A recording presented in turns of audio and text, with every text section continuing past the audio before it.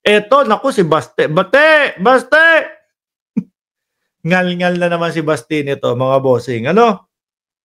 Mamabilisin ko lang 'to, ano, itong balita na ito. Oh, Davao Region has 400 new cops. Bakit pinalitan? Iiyak na naman po. Alam niyo po kapagka may mga ganitong pangyayari, eh, si Baste Duterte nanggagalaiti at nanggigigil ho, eh, 'no? Basahin muna natin itong balita na 'to. Davao City, Philippines. The Police Regional Officer, PRO, in Davao Region welcome 400 new police recruits on Monday. Bakit kaya pinalitan? Eh baka siguro talagang medyo, no, madaming irregularidad na nangyayari diyan sa kapulisan, diyan sa PNP, no? Mga nakatalaga diyan kaya pinalitan, no? Biruin mo ang mga tatambad sa ating mga balita, 8 kapulisan positibo, bumabatak. O biruin mo 'yon. Tapos nung pagdating po ni General Torre do'n, mga kababayan, aba, magpapatawag daw siya ng meeting. Magpapatawag siya nung kumbaga, formation, 5:00 ng madaling araw, 5:00 ng umaga, mga nagrereklamo. Gusto daw pong ireklamo siya sa media. Yung paggising na lang pong gano'n, mga bossing, dapat po ising-isi na po sa mga kapulisan natin 'yun, eh. Pero do'n sa mga dating pulis Davao po, ay hindi. Magrereklamo sila, irereklamo si General Torre. At ano pa, baka dahil din po doon sa mga dating sinasabi ni General Torre na may mga logbook sila dito, nakakaunti lang yung reklamo, yung pala, dinodoktor. Mismo galing kay General Torre yun. Ano? Para po doon sa hindi mga nakakaintindi kung ano yung binabanggit ko o kung paano yung diskarte na pagdodoktor. 2 logbook, may isa nasa labas, may isa nasa loob, no? Yung nasa labas, diyan talaga pumipirma at nagsusulat yung mga nagrereklamo. Oh. Tapos kinagabihan, kunyari may 10 o may 15 reklamo na may mga nag-away dito, may nahuling mga nagpa-pot session dito, etc., etc. Pag pinasok doon sa pangalawang logbook, isa na lang o 2 na lang ang isusulat, no? O eto, nahuli, nagtatatlo tala. O eto, sinigawan yung mga tambay. Yun na lang isusulat. Pero yung mga mabibigat, hindi na. O, doktoran. Kaya po pag isinabmit po yun sa nakakataas sa PNP, aba, ayos ang Davao Napaka-safe dun. Biruin mo, dalawa lang ang reklamo. 2 lang ang nasa logbook. Isa nagtatatlo tala pa. Alam niyo yung 3 tala? O yung gano'n dati. Yung kami dati nung bata kami, no? Andiyan kami sa kalsada ng Coral Street, Tondo, Maynila. 3 yung yung 50 centimos na meron pang agila. O yun, babanatan namin ng gano'n, no? O. Oh. Di ba?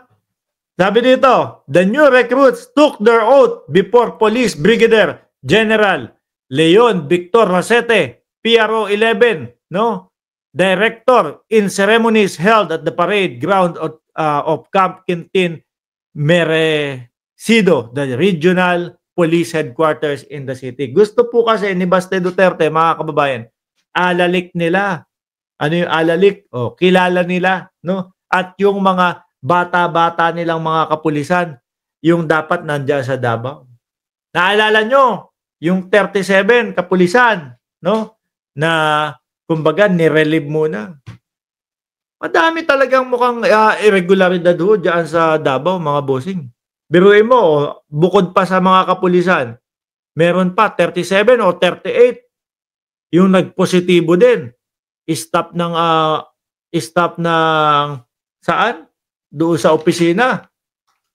Positibo din po sa ipinagbabawal na gamot.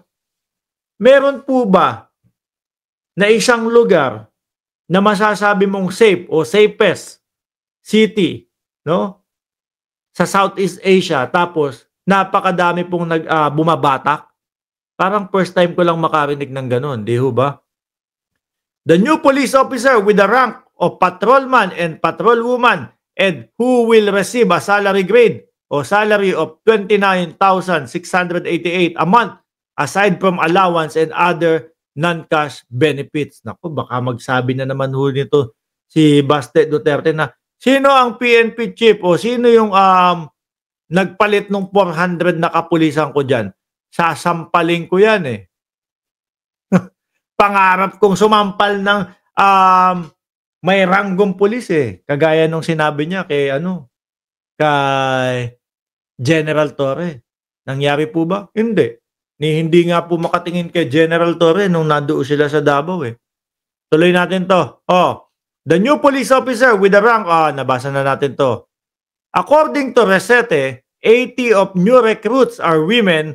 They form part of the PRO 11 attrition program quota for 2024. In his speech, Rosete told the recruits that they were joining the long line of heroes who have chosen a career of public service in one and the most honorable and noble profession. Ayan, mga boss. Mukhang eto real talk, mga bossing. Mukhang unti-unti na po, no? Na mapapalitan yung sinasabi o yung pinapaniwalaan natin na ang Davao ay balwarte ng mga Duterte. Mukhang ma-erase na ho yun, mga boss. Ano po? Lalo na eto. Kung hindi nyo napapansin, si Baste Duterte, kaya pa niyang tumakbo. May termino pa yan no? Pwede pang tumakbo yan. O bakit hindi tumakbo ng pagka-mayor kalaban si Bakit bumaba ng vice mayor? Kasi ramdam ng dating Pangulong Duterte, mga bossing, ramdam nila na hindi kakayanin ng isang mukhang tambay na mayor. No? Yung isang mambabatas, yung si Carlo Nograles. Kita na ho nila yun. Di ba dapat tatakbo sila? 3 senador. Pulong, Baste, Digong sa Senado. Nag-testing the water sila doon. Kaso negatibo ang naging reaksyon ng mamamayang Pilipino. Diba? Kesa mawala sa atin yung balwarte nating Davao, ako na lang ang tumakbo dyan, Baste. Ikaw, vice mayor ka na lang. Kung sakali na ako ay mategi, at least ikaw ang vice mayor. Ikaw pa din ang mayor. Ganyan po yung mga diskartihan, mga kababayan. Pangalawa din, sa nakikita ko dyan, is yun nga po. Halatang halata at mukhang hindi kakayanin ni Baste Duterte yung isang Carlo Nograles. No? Yan. Tapos, yan po mga kapulisan, mga boss, paubos na po ng paubos. Yung mga kakilala nila, yung mga, kumbaga, pumoprotekta sa kanila. Di ho ba? Siguro isa na din po sa dahilan, mga kababayan, kung bakit po pinapalitan yan. Yang mga yan. Para, alam mo na, para kapag ka-isinerve, Mark, lumayo ka na. Bakit nagsiserve ka na ng warrant of arrest? Para po, kapag nag-serve ng warrant of arrest, eto bago yung mga kapulisan. Hindi yung mga bata-bata na nila dati. Di ba? Simple. Madali. Ano po?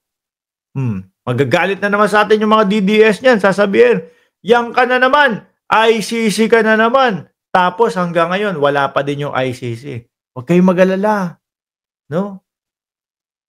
Dadating at dadating din tayo sa panahon na yan. Naalala nyo yung kay Kibuloy? Di ba lagi niyong sinasabi sa amin, Mark, Kibuloy ka na naman. Nahuli na naman si Kibuloy. Hanggang ngayon, nakakalaya si Kibuloy. Ano ba ang naging end ng story? Nado si Kibuloy magpapasko sa loob ng kulungan. Di ba? At mukhang susundan pa ho, mga kababayan. Nung mga, kumbaga, alipores ni Kibuloy. Nandiyan, pasunod si Lord. Si Lord, tambak na din ng kaso, si Torion, kasama dyan. Unti-unti ho yan, mga boss, no? Baka ho ang kasunod at ang huli niyan, ang huli malamang dating Pangulong Duterte. Pero baka ang kasunod po, mga bossing, yung may kakaharapin pong kaso kapag nakalusot po yung kaso na yun ng human trafficking, kagaya nung kaso ni Kibuloy. Si Roque, napasubo na po talaga ng tuluyan.